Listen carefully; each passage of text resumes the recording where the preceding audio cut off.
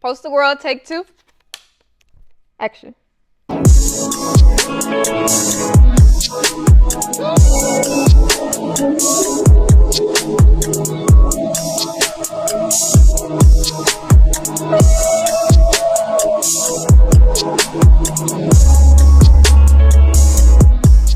All right, y'all, welcome back to another episode of Poster Gworl. You know, we are in May, so the segment for this month is All Access. And our next guest is Miss Sophia. Hey. Hey. It's Brittany, bitch.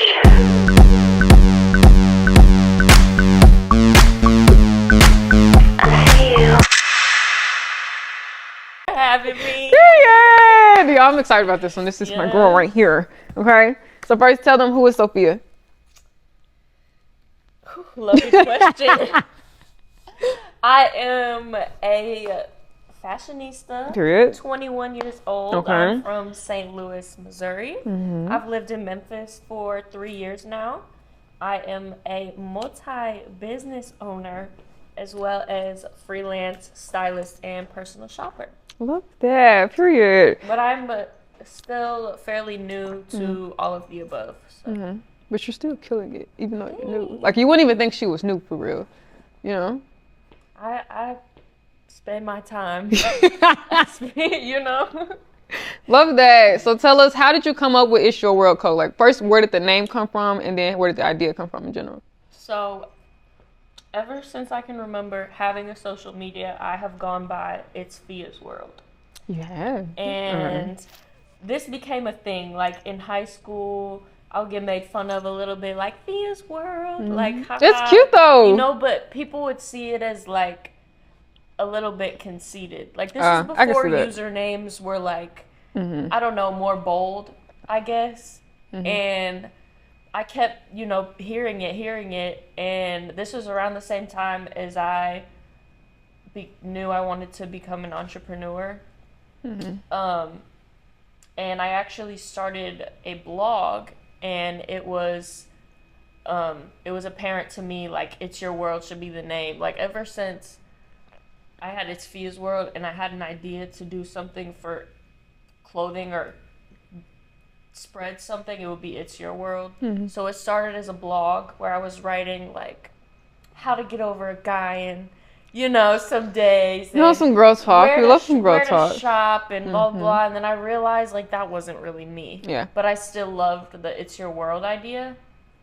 So after a little bit more development, I decided it would be a clothing and lifestyle brand. So it started with the streetwear, but I've been moving into more lifestyle things like rugs, candles, sort of trying to spread the idea. You're more versatile. Yeah, the message of It's Your World. But I am still working on apparel. Love that. Within that. What was the second part of the question? You kind of answered it. Just like, where did the idea of, well, I'll ask this. How did you know you wanted to be a business owner? Or where did the idea of being a business owner come from? So my dad is an entrepreneur. He started a granite and tile installation business a while back. So ever since I've been alive, he's been working for himself. And I'm like his mini-me. I'm the only daughter. So I've, like, always wanted to be just like him. And That's like, cute. He's the boss. He gets to fire people, blah, blah. But even, like, how I was in school, like, I've always been a good leader and good at managerial things as well as sales and everything. So it all kind of just made sense. And then it fit with my passion for clothing and It's Your World. So it all kind of just aligned. I love that way. Yeah. What's one thing about being a brand owner that people don't realize is a part of it? Or, like, one thing you feel like people probably think, oh, it's probably easy, but it's not really easy? Getting past the first year. Oh, yeah, for sure. Getting past the first For year. sure. You know, everyone's first drop is going to be better than their second, third, and fourth, you know, because you have that initial excitement. Oh, they started a Your brand. adrenaline from it. Their friend, your family is maybe going to support you. After that, it's like, how are you going to stand in the business world? How are you going to keep the attention going? How are you going to keep it? So I would say keeping the momentum, keeping the people's attention, that's hard. Like, people think that you can just slap a logo onto some shirts and automatically you're boom, boom, getting orders. And no, it does not work like that at all. Babe. For some people who happen to like blow up overnight, yeah. Very rare though. That's very rare. It is very rare. And it takes work. Like it's not just blowing up overnight. I've heard somebody once said that like even with blowing up overnight, it took years to get to that, you know? So, yeah, I would say people just don't really think about the patience it takes, the resilience, all of that just like getting past the first few milestones, your first 1,000 followers, your first, you know. Yeah, for sure. Yeah. Love that. So a part of being a brand owner, you know, like you said, there's different milestones that you have to hit or just things to overcome. What advice do you have for people who are struggling to keep that momentum going after they reach that point? I would say, well, this is something that I had to do, is recenter on your purpose and why you're doing that, why you're doing this brand, who you're doing it for, like the true intentions, and see if that got misconstrued along the way at all. Because I've seen a big thing in It's Your World is that I've never made money like the goal, the priority, because in my mind that's not going to get you anywhere. I see a lot of people doing the opposite and making money their margins, their money, the number one thing. That's not building a brand necessarily. It's being money hungry. I'm looking for longevity, building a community. I want to spread the message, the name. Same. I want It's Your World to be known rather than millions in my pockets right now. Like, I'm aware I'm not going to be where I want to be as a business owner or just like financially for a while. And that's normal. Okay. Like there's no reason to stress like all this. Like, yeah, making money along the way is amazing, but when you're passionate about it and you're learning, you're gonna get there. Most of you're gonna get it's there. All in patience and just like letting time be time and letting your time come with it. Like, I feel like rushing the process also makes it bad. Well, not bad, but just like makes it more difficult in the long run, if that makes sense. Well, it's messing up your alignment. Yeah. Like it's getting you off track. You're not ready for, and these are all things you learn from doing. You know, like I wouldn't have been able to say these things before. You know, a lot of being an entrepreneur is just learning as you go and appreciating the journey in the field and just saying yes to like opportunities and clients and random things you don't know what you're doing. Just say yes. Yeah. Just say yes. Just say yes. Okay. Period. Talk about Outfits by Sophia. Yes. Okay. So you got some heat, y'all. So Outfits with a PH, just like Fia, my name, is a sort of virtual styling, but also a hub for everything vintage. Things like this bag. Exhibit I am a purse hoarder. Exhibit A, okay. I have found the most joy of my life in thrift stores. And I happen to be very good at it. She is, though. I'm very good at it. And I love supplying things for the girls and for the guys. The pieces. Love getting people right, like with all the vintage, everything. It's so fun for me.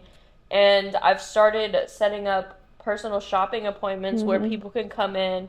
I'll pull everything in their sizes that I have. Super fun little experience. Like before I have a storefront and all that, I'm like having that little look there personal. She did a pop-up shop also, and she had some heat there. Mylon loved his Rockaware shorts. I loved my True Religion purse. Like, she had a lot of stuff there. Yeah, when I do pop-ups, I like to bring everything out. And I mean, I have on the website at least like 20 purses, lots of vintage jeans, some Rockaware, Betsy Johnson stuff, lots of Ed Hardy. The cute watch rings, baby fat, all of that. But yeah, thrifting and just vintage fashion is definitely like a huge passion of mine. So Outfits is like my more fun, girly side.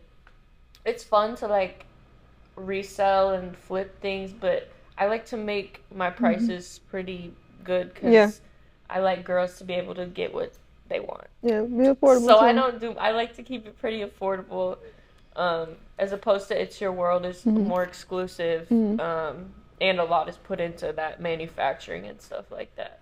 So you're like a walking thrift store yourself, literally. This is from Depop. Love that. Let's get into the Ed Hardy dress, okay? Yes, this dress, and I just cut the top right here. You love a V-neck because it was too tall. These are also Depop. Love that. The Babe Studs. When you thrift, do you thrift in Memphis or do you thrift all over? I feel like you go all over. Like if I'm out of town, I'll go to a thrift store there, but from here I'll drive down.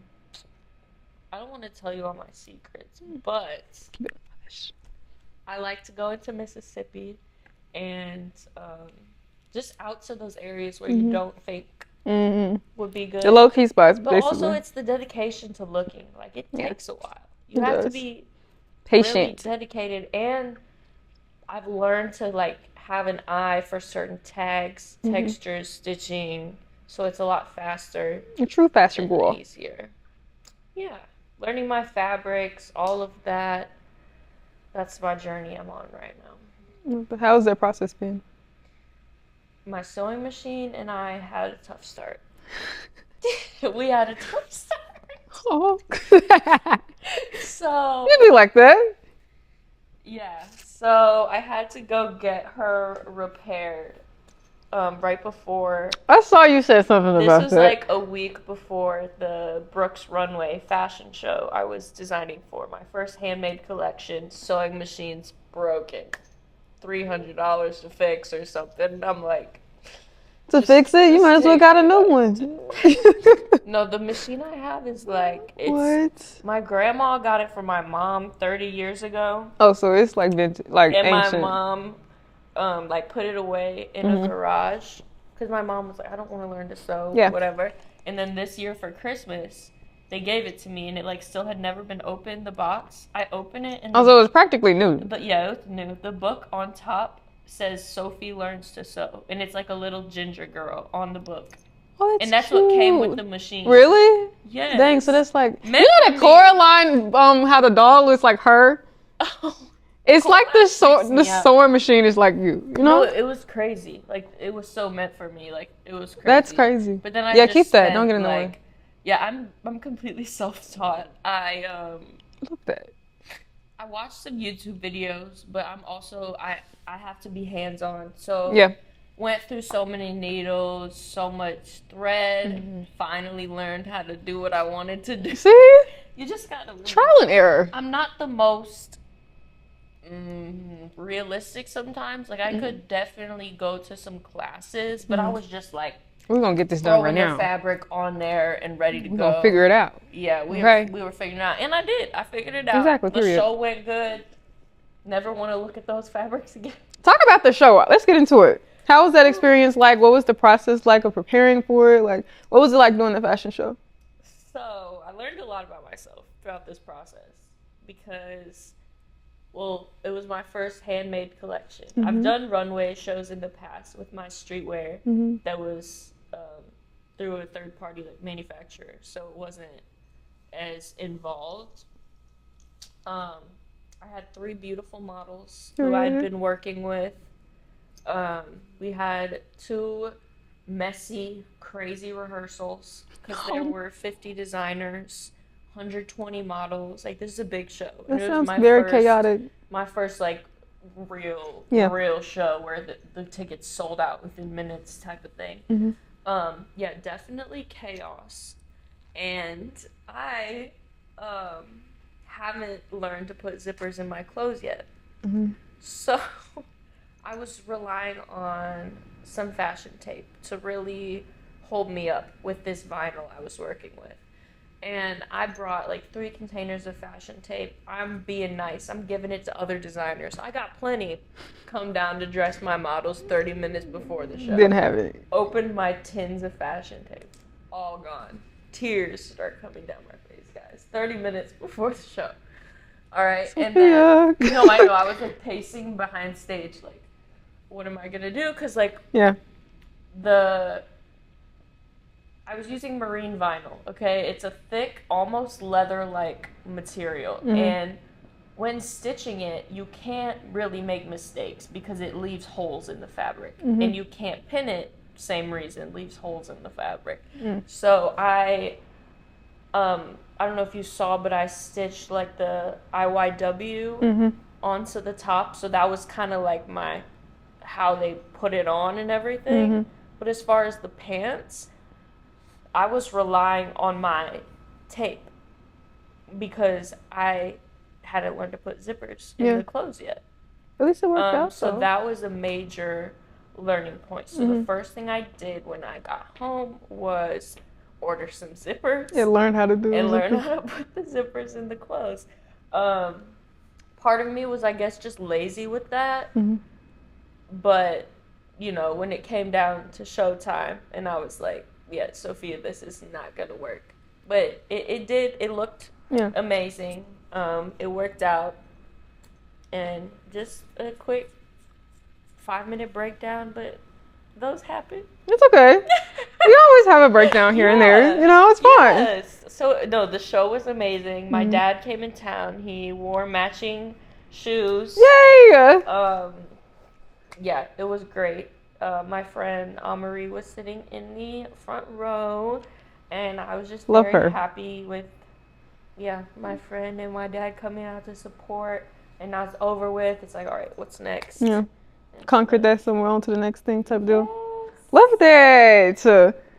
All right, y'all. So Sophia has a whole, like, her whole, like, aesthetic in general is, like, beyond, literally out of the world, you know? Like, she has, like, the perfect girly, like, type of aesthetic, I feel like, you know? So we're going to go into the all access portion and see some behind the scenes on, you know, Sophia's world. So we're going to shift over to the next scene and go into basically Sophia's headquarters. Welcome to Fia's World. Welcome to we're going to go to Fia's World. Yay. All right, all right, y'all, so we're here at Sophia's World, okay? She's going to take us through, like, her everyday process, like, how she just goes about everything, some merch, whatever. So, Sophia, just tell us, like, where we at? What we doing? Okay, so this is my safe space in my house where I can close my door and my dog can't get in. But we can start with my favorite part of the house, which is over here, which is my beloved purse drawer. This, believe it or not, is probably half of my collection, but this is where most of my money and happiness resides. That's weird. From there, you can go forward to my glorious shaky shoe rack. It's okay. See, recently I've been styling up a lot of purses, so I went ahead and ordered like bulk scarves to throw on purses that I resell, or also like if I'm styling, throw a scarf accessories. We have some belts here. This behind me is all It's Your World samples, half-started projects, or cut-up clothing. For example, we have some It's Your World 2X shorts right here. We've got It's Your World camo pants. These are the last pair. They're nice. And then we've got some more It's Your World inventory over in this section. But this is where I generally keep inventory when I have it. The fun stuff happens over here, where most of my rework projects are, but this is also where a lot of my outfits inventory is. So, for example... What's your favorite item? My favorite item for outfits, or like that I own? For outfits and that you own. Okay, so right now that's for sale.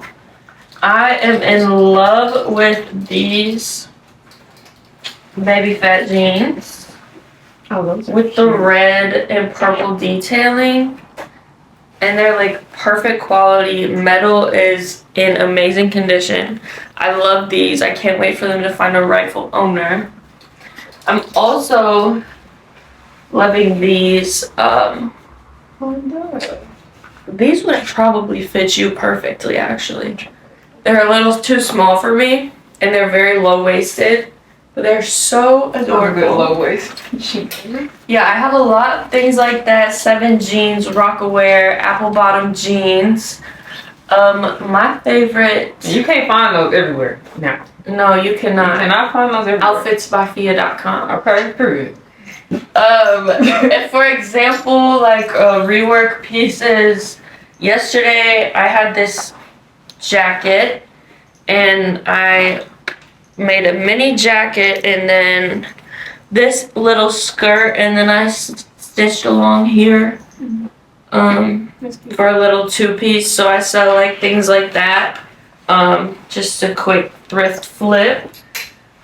My fashion show pieces are right here. Let's get into it. We'll get into that one. That's all. We can get into this. There we go. Okay. So we can see from like what I was talking about before with the marine vinyl. This is a different type of fabric. Yeah, they're a little bit bent up from being in this box, but I did individual pearls down the side saying it's your world. How long did the detailing take? Probably like 3 hours on just this piece, and then I attach it to the sides, and then this top, it's all scrunched right now, but when it's fixed up, it says it's your world. Also, so yeah, this is the marine vinyl material I've been working with, the material that I probably will never work with again. Excellent. Yeah, this is probably my favorite look out of the 3 that I did. This is what was in here. Favorite thing that I own is probably the Louis Vuitton. I knew you was gonna say that. And the Coach on the top left. I knew you were gonna say that. Where did you find them? The Coach bag was $30 at Goodwill, and the Louis Vuitton was $250 at an estate sale. Where do you be finding like estate sales, or like where do you feel like for anyone who wants to tap into fashion or just like start trying to alter their style a little bit, where do you think they should go when they're trying to get the pieces? Thrift. All you have to do is thrift. And I would encourage to start wearing your pieces different than how they're supposed to be worn. Like, as soon as you learn what flatters your body the best, you shouldn't have trouble shopping ever again. Especially with the thrift stores and personal shoppers we have nowadays. You should never have a problem. What's there? Yeah. Okay, what's one thing some people should know about you that you feel like they don't know?